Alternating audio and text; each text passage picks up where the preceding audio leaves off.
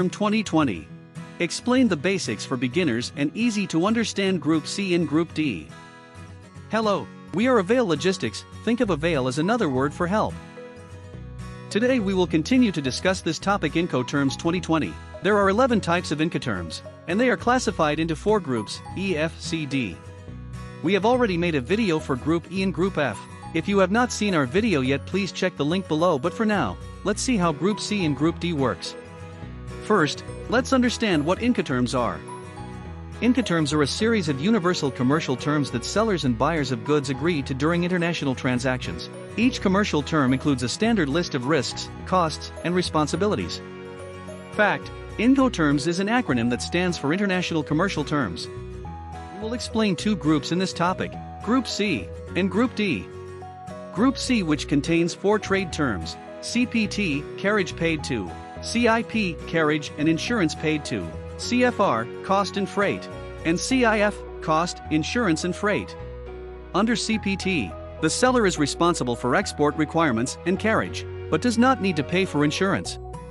Although the seller is responsible for carriage by potentially more than one mode, risk transfers from the seller to the buyer when the first carrier receives the goods. Ship, train, plane. However, the buyer is financially responsible for the goods once they arrive at the final destination. The buyer is also responsible for import costs, taxes, duties, and insurance throughout the carriage. CIP term stands for carriage and insurance paid to. This trade term is similar to CPT, but the seller needs to buy insurance under the buyer's name. Remember, under the new Incoterms registered 2020, CIP requires insurance cover complying with Institute Cargo Clause A. Clause A covers a more comprehensive level of insurance, which is usually suitable for manufactured goods. CFR terms stand for cost and freight, which only apply for sea transportation, one of the most popular trade term use in international contract. As a seller, you will need to deliver goods to port of loading, clear export customs, pay for original fees at port of loading, and book ocean, air freight. The risk transfer point is always at the port of destination. After that point, the responsibilities will hang to the buyer.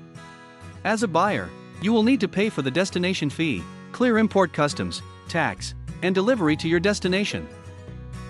CIF term or cost, insurance and freight, similar to CFR term. The only difference is the seller need to buy insurance. Under CIF term was required under Institute Cargo Clause C.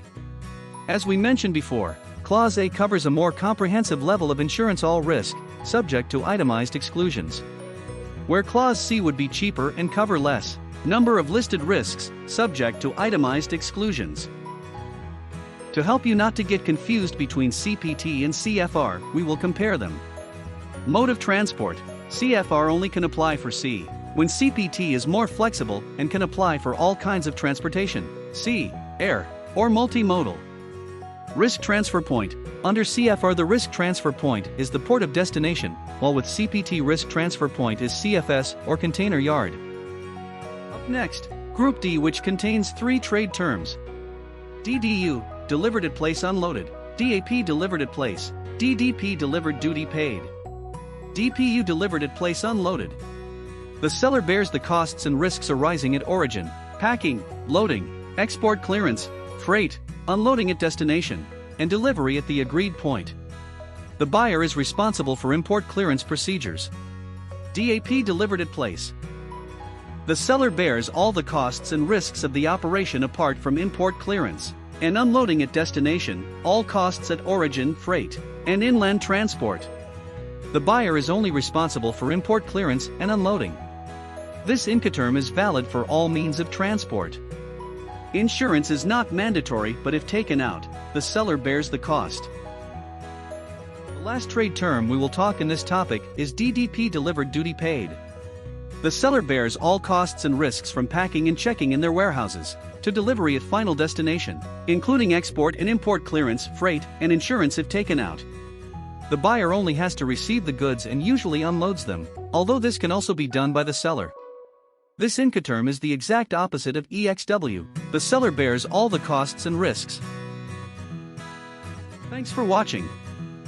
Please like and subscribe to this video if you want us to create more content like this. Also comment below if you have any questions.